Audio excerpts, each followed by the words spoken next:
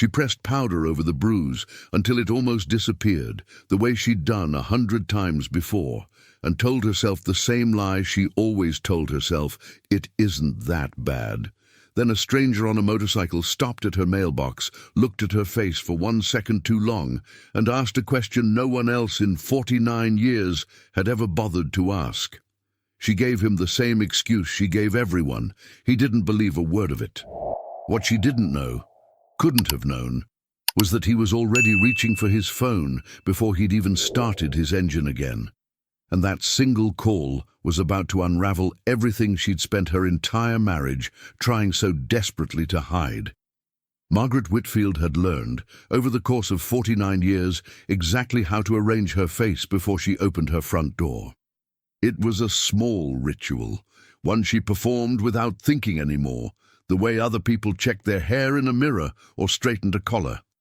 She would stand in the hallway of her small house on Cedar Hollow Road, take one breath, and set her mouth into a shape that said, "Everything is fine here." Then, and only then, would she step outside. That Tuesday morning in late September, the air in Millbrook carried the particular chill of a season changing its mind. Frost had silvered the grass along the ditch that ran beside the road, and the maples lining Cedar Hollow had gone the color of rust and blood.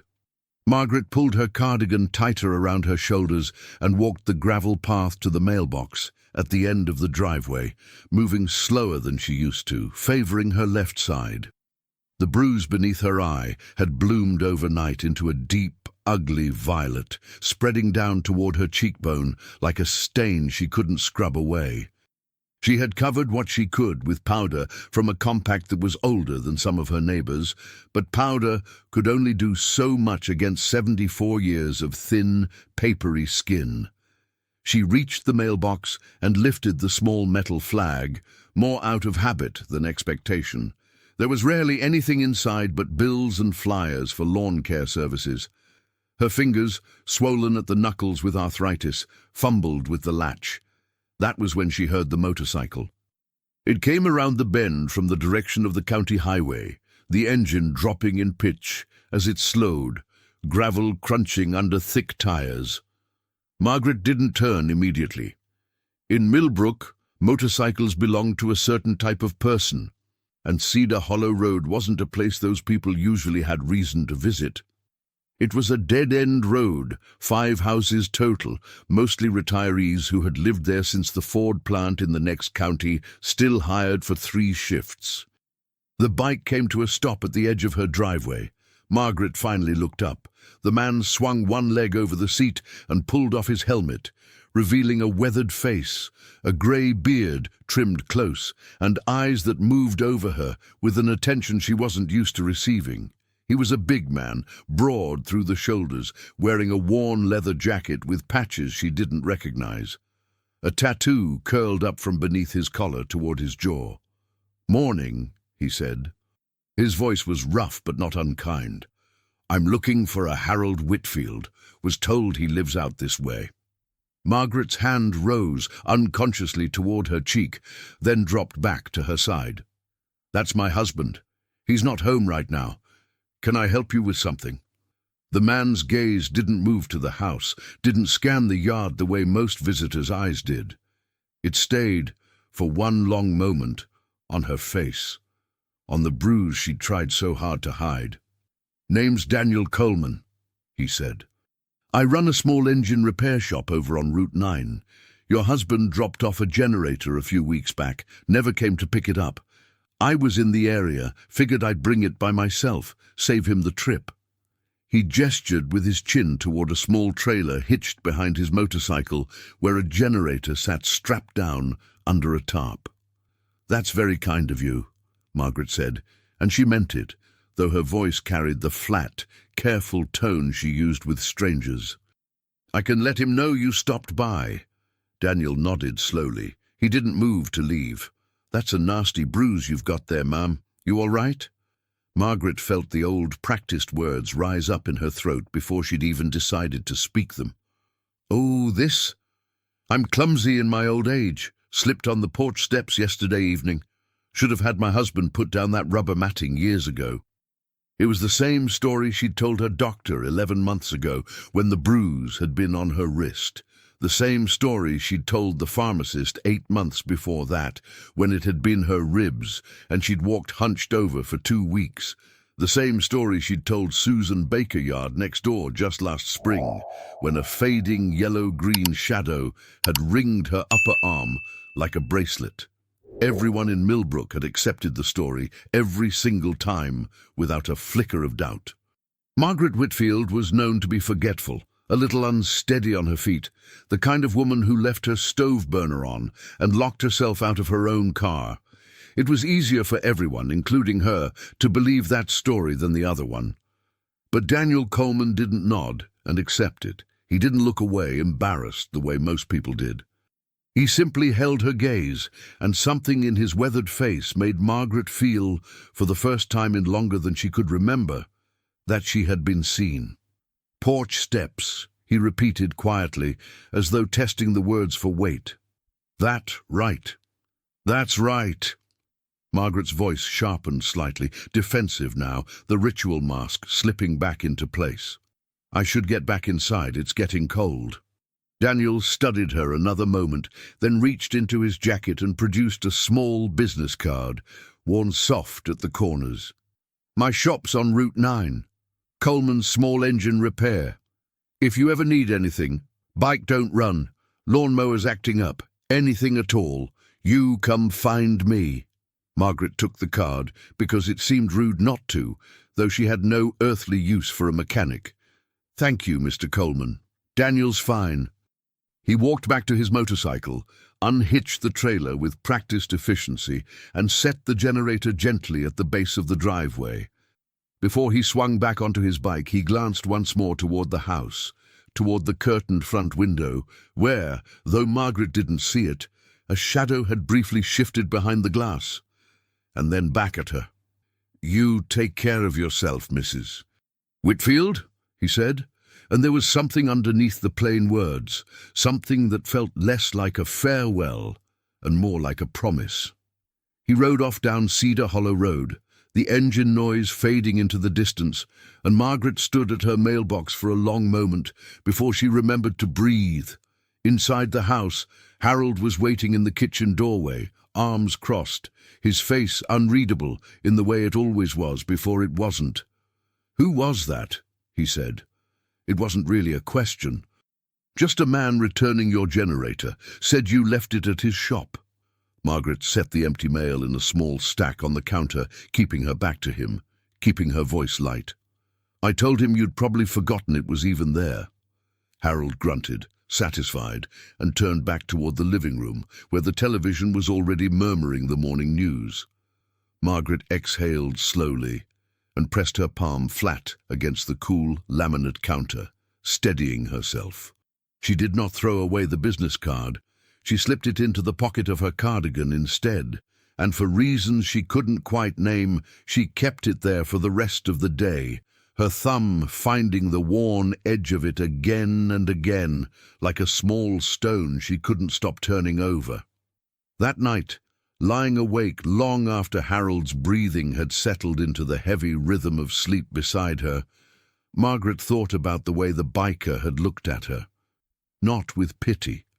Not with the polite disinterest of a stranger performing a neighborly errand. He had looked at her the way a person looks at something they recognize, a wound they'd seen before, on someone else, somewhere else, a long time ago. She didn't know yet that Daniel Coleman had already made a decision, standing at the end of her driveway. She didn't know that he had spent the entire ride back to Route 9 turning over a memory of his own, his mother, 30 years gone now, and a similar bruise she'd once explained away with a story about a kitchen cabinet. She didn't know that the following morning, before he'd even opened his shop, Daniel would sit in his truck outside a small brick building on Main Street and make one phone call that would begin to unravel everything Margaret Whitfield had spent 49 years trying to hold together. All she knew, as sleep finally pulled her under, was that for the first time in a very long while, someone had looked at her and not believed the lie. Daniel Coleman had not always been a man who noticed things. For the better part of 2 decades, he'd trained himself not to. Not the flinch of a co-worker's wife at a company picnic, not the too quick explanations offered by a woman at the grocery store when a cart clipped her arm and she cried out before catching herself.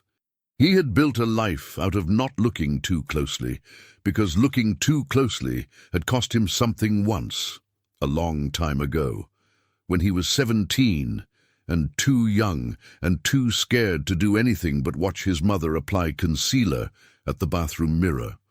But age had worn something down in him, some old defensive wall, and in its place had grown a different instinct, one that recognized the particular quality of a lie told too smoothly, a story rehearsed so many times it no longer sounded like a story at all, but like the truth wearing a mask. Margaret Whitfield's bruise had that quality. And so, the morning after delivering the generator, Daniel sat in the cab of his truck outside his shop on Route 9, engine idling for warmth, and dialed a number he'd looked up the night before. "Millbrook County Adult Protective Services," a woman's voice answered. Daniel cleared his throat. "My name's Daniel Coleman. I run a repair shop here in town. I want to report a concern about an elderly woman. I believe she may be experiencing abuse." The woman on the line, whose name he'd later learn was Denise Harper, walked him through the process with a patience that surprised him. She asked what he'd observed. She asked whether he had a name, an address. She explained gently that a single report wasn't always enough to trigger an immediate welfare check, that the system required a pattern, corroboration, sometimes multiple concerned parties, but that his report would be logged, and a caseworker would be assigned to look into it discreetly. "How long's discreetly gonna take?" Daniel asked. "It varies," Denise said. "But Mr. Coleman, thank you for calling. Most people don't." That single sentence stayed with him for the rest of the day, echoing under the sound of his grinder and the clang of tools against a workbench. Most people don't.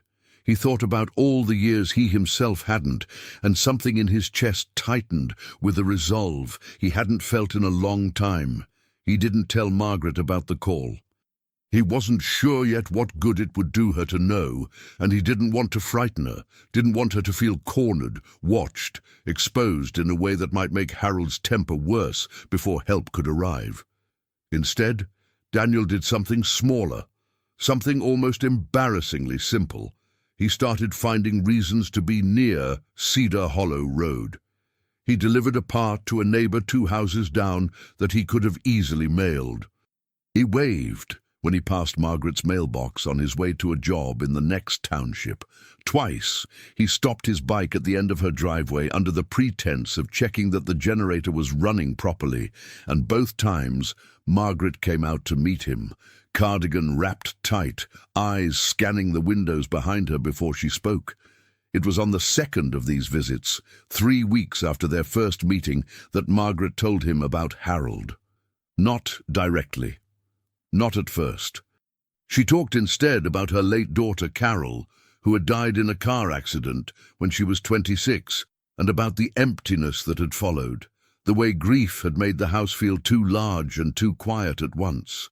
She talked about how Harold had been different once, decades ago, attentive, even tender, before something in him had curdled after he lost his job at the plant in the early 90s, before the drinking started, before the small cruelties became larger ones. "He wasn't always like this," Margaret said, staring out at the tree line beyond her yard, her voice carrying the practiced neutrality of someone who had explained this to herself 1,000 times, trying to make the math of love and harm add up to something bearable. "People change. I suppose I kept waiting for him to change back." Daniel listened without interrupting, without offering the easy, useless comfort of "you deserve better" or "you should leave him." He understood better than most that those words meant nothing to a person who had spent half a century building a life around someone else's temper, who had children and grandchildren who still called that man Grandpa, who had a mortgage in both their names and a body too tired and too frightened to imagine starting over. "Does anyone else know?" he asked instead. "Your kids? Your neighbor?" Margaret's laugh was small and bitter. Susan next door thinks I'm forgetful. My son lives in Columbus, calls every other Sunday, and I've gotten very good at sounding cheerful on the phone. She looked down at her hands, at the arthritis swelling her knuckles, at the faint yellow shadow of a bruise on her forearm that hadn't fully healed before a new one had started forming beneath her eye. It's easier if no one asks. If no one asks, I don't have to lie to their faces. I just let them believe what's easiest. That's a heavy thing to carry alone, Daniel said. I've had practice. Margaret's chin lifted slightly, some flicker of the woman she might have been in another life, a woman who didn't apologize for taking up space. I raised 2 children in this house, Mr. Coleman. I buried a daughter. I have carried heavier things than this.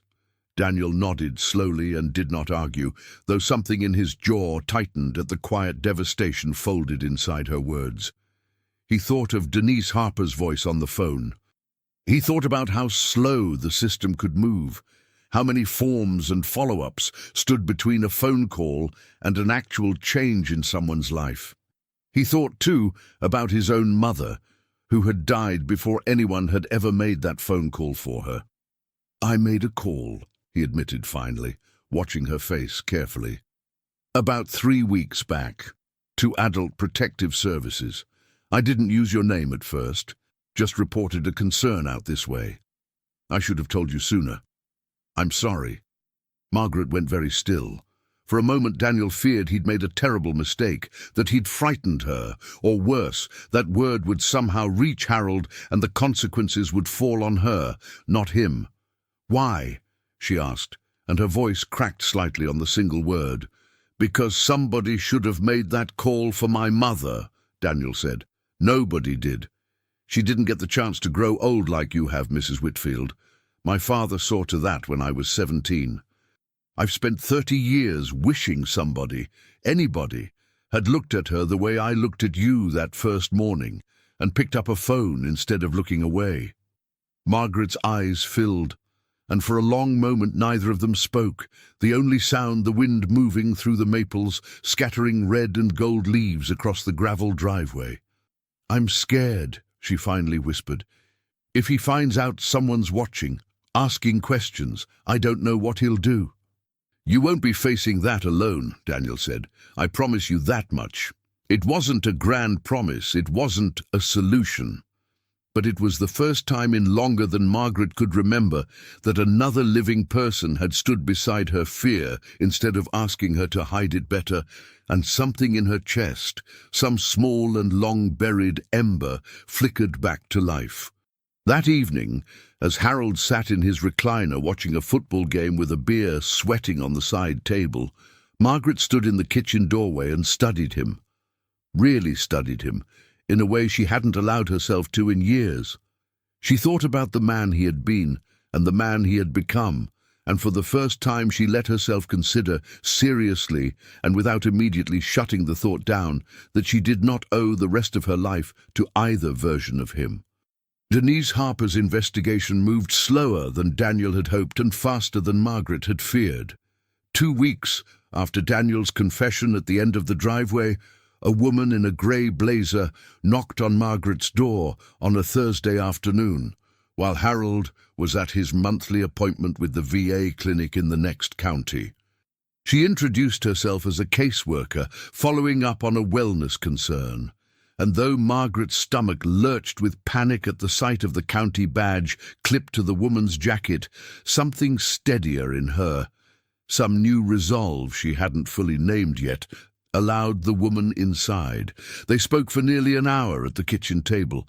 Margaret did not tell her everything that first visit. Decades of self-protection weren't undone in 60 minutes.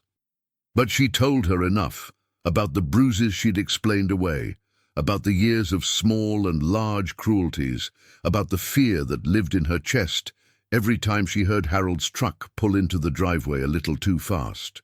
The caseworker explained Margaret's options carefully without pressure: emergency shelter services for older adults, a legal advocate who could help her understand protective orders, resources for separating finances that had been tangled together for half a century. None of it felt real yet. All of it felt like a door Margaret had never allowed herself to imagine walking through. "You don't have to decide anything today," the caseworker said gently, closing her folder. "But you're not required to stay in danger, Mrs. Whitfield. There are people ready to help whenever you're ready to accept it." After she left, Margaret sat alone at the kitchen table for a long time, the late afternoon light slanting gold across the linoleum, and cried in a way she hadn't allowed herself to in years, not from grief exactly, but from something more complicated, the terrifying, exhausting relief of being believed. Harold noticed something different in her that evening, though he couldn't have said what. Perhaps it was the way she held his gaze a moment too long when he asked how her day had gone, no longer immediately dropping her eyes the way she'd trained herself to. Perhaps it was simple instinct, the kind that made predators uneasy when prey stopped moving the way it used to. Whatever it was, his temper found a reason to surface 3 nights later over something as small as an overcooked pot roast. His voice rose. His hand closed around her wrist hard enough to bruise. And when Margaret, trembling, told him she wasn't going to apologize for something so small, something in Harold's face went cold and dangerous in a way she recognized from the worst nights of their marriage. She did something she had never done before. She picked up the phone and called Daniel. He arrived at Cedar Hollow Road 11 minutes later, having broken every reasonable speed limit on his motorcycle to get there, and found Margaret sitting on her front porch in the cold, a small overnight bag clutched in her lap, her face pale but her jaw set with a determination Daniel hadn't seen in her before. Harold appeared in the doorway behind her, and for a tense moment the two men simply looked at each other, the aging biker with a grey beard and 30-year-old grief still sharp as a blade, and the aging husband whose hands had spent decades learning exactly how much force it took to control someone smaller than him. "This isn't your business," Harold said. "I made it my business the day I saw what your fist did to her face and heard you call it a fall," Daniel said, his voice low and level, carrying none of the heat that Harold's carried. "She's coming with me tonight. You can talk to the sheriff's department about the rest." Harold's face twisted with something between rage and disbelief, but whatever violence had lived so easily in him for years faltered under the weight of Daniel's stillness, the obvious readiness in the width of his shoulders, the quiet certainty in his stance. Bullies who have never been confronted often discover, in the moment they finally are, that their courage was always thinner than the fear they'd built it on. "Get off my property," Harold managed, but the words had lost their teeth. Margaret rose from the porch step, and for the first time in 49 years, she walked away from that house without asking permission, without softening her exit, without arranging her face into a shape that made someone else comfortable. Daniel drove her to a small extended-stay motel off Route 9 that night, one he knew the owner of, a woman who asked no questions and charged half the usual rate. Margaret sat in the passenger seat of his truck. The motorcycle wasn't built for two, not with an overnight bag and a woman still shaking from adrenaline, and stared out the window at the dark shapes of Millbrook sliding past. "I don't know what happens now," she admitted quietly. "You don't have to know tonight," Daniel said. "Tonight you just have to be safe. Tomorrow we figure out the rest." Behind them, in the house on Cedar Hollow Road, Harold Whitfield sat alone in his recliner in the dark, the football game long since ended, staring at nothing, beginning, for the first time in decades, to reckon with the possibility that the silence he'd relied on for so long had finally, irrevocably broken. The protective order came through 8 days later, granted by a county judge who had seen the caseworker's documentation, the responding deputy's report from that night, and a medical exam that finally, officially recorded what Margaret's body had been silently reporting for years: healed fractures in her left wrist, old scarring along her ribs, a pattern consistent with repeated blunt trauma spanning at least a decade.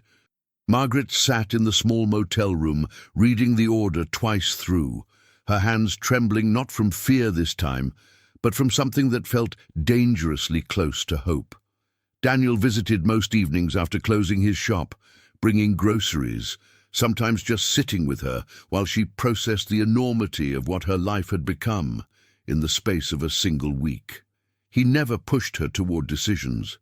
He never made her feel like a project or a burden or a case file to be closed. He simply showed up the way he'd shown up that first morning at her mailbox, steady and unhurried and entirely without expectation. "Why are you doing all this?" Margaret asked him one evening, watching him fix a loose hinge on the motel room's bathroom door, unasked, simply because he'd noticed it squeaking. Daniel considered the question for a long moment before answering. "My mother used to say the same story you did. Fell down the stairs, walked into a door. I believed her, or told myself I did because believing her was easier than doing something about it. I was 17, and I told myself I was too young to help, and by the time I was old enough to know better, it was too late." He set down the screwdriver and looked at her directly. "I'm not 17 anymore, Mrs. Whitfield, and I decided a long time ago that if I ever got another chance to make that phone call, I wasn't going to let it pass me by twice." Margaret's eyes filled, but she didn't look away this time. "Thank you," she said simply, "for seeing me." Word moved through Millbrook the way it always does in small towns. Not through official channels, but through the quiet network of people who notice things. The pharmacist who'd wondered for years about Margaret's frequent injuries. The neighbor Susan Bakeryard who felt a hot flush of shame, realizing how easily she'd accepted every excuse. The son in Columbus who drove down within 2 days of hearing, his face grey with a guilt he hadn't earned but felt anyway. What surprised Margaret most wasn't the anger directed at Harold, though there was plenty of that once the truth surfaced. It was the strange, overwhelming wave of support that rose up around her instead. Casseroles left at the motel's front desk, offers of spare rooms, Susan Bakeryard showing up in tears to apologize for not asking harder questions all those years, and to insist fiercely that Margaret stay with her instead of a motel for as long as she needed. Margaret accepted. It felt, for the first time in a very long while, like a community closing ranks around her, rather than around the comfortable silence that had let her suffering continue unnoticed for so long. Harold, for his part, retreated into a bitter, isolated defensiveness, telling anyone who would listen that Margaret had exaggerated, that the bruises were accidents blown out of proportion by a nosy biker who had no business inserting himself into a marriage that wasn't his own. Few in Millbrook believed him anymore. The mask Margaret had helped maintain for 49 years had cracked too thoroughly to be repaired by his protests, and beneath it, the truth the whole town had quietly, comfortably chosen not to see, stood plainly visible at last. 6 weeks after that Thursday night on the porch, Margaret sat across from a divorce attorney in Millbrook's small downtown, a woman named Patricia Hensley, who specialized, as it happened, in cases exactly like hers. Patricia laid out the path forward with clear, unemotional precision. Asset division, the timeline for finalizing the divorce, the protective order's renewal process. And for the first time, Margaret felt something like a future taking shape in front of her, rather than simply a past she was trying to survive. "It's a lot to absorb," Patricia said kindly, watching Margaret's face. "You've been carrying this a long time." 49 years, Margaret said quietly. "But I had help finally putting it down." By the following spring, Margaret Whitfield had moved into a small one-bedroom apartment above the town's hardware store. Modest, sunlit, entirely her own in a way no space had ever been in nearly 5 decades of marriage. She'd hung new curtains, pale yellow, chosen because they made her think of the daffodils that used to grow along the fence line at her childhood home, a detail so small and so entirely hers that it made her cry the first time she stepped back to admire them. The divorce had finalized in March. Harold had moved to a small apartment on the other side of Millbrook, and though Margaret occasionally heard news of him through the town's quiet grapevine, she found that her fear of him had gradually, steadily loosened its grip on her chest, replaced by something calmer. Not forgiveness exactly, but a kind of peace that came from no longer needing him to change in order for her own life to move forward. Daniel still visited, though their relationship had settled into something neither of them had rushed to define. He fixed things around her new apartment without being asked, a dripping faucet, a wobbling bookshelf, and she, in turn, had taken to leaving a plate of something warm on his workbench whenever she visited his shop on Route 9, insisting, over his protests, that a man who fixed everyone else's problems deserved someone looking after him too. "You saved my life," Margaret told him one afternoon in early May, sitting on a bench outside his shop while he worked, sunlight warm on both their faces after a long winter. "I want you to know that. Not as a figure of speech. You saved my life, Daniel." Daniel wiped his hands on a rag, considering her words with the same careful attention he gave everything. "I made one phone call, Margaret. You're the one who walked out that door. You're the one who's rebuilt an entire life since then. I just made sure you didn't have to do it alone." "That's what saving someone looks like sometimes," Margaret said. "Not a single dramatic rescue, just somebody willing to stay long enough to matter." The story of Margaret Whitfield's escape travelled quietly through Millbrook and, eventually beyond it, passed along by the caseworker who used it, with Margaret's permission, as a case study in a regional training seminar on elder abuse recognition, repeated by Susan Bakeryard to a niece who worked at a senior centre 2 counties over and began asking sharper questions of her own residents. Mentioned once in a local papers feature on community members who'd made a difference. Though Daniel had firmly declined to be photographed, uncomfortable with anything resembling recognition for what he still considered simply the right thing to do. What the story left behind, more than headlines or seminars, was a quiet ripple through a town that had spent years averting its eyes from an old woman's careful lies. Neighbors who might once have accepted an easy explanation began instead to ask a second question. A pharmacist began keeping a small stack of resource cards behind the counter, the way Daniel had once kept his own business card ready to hand to a stranger at a mailbox.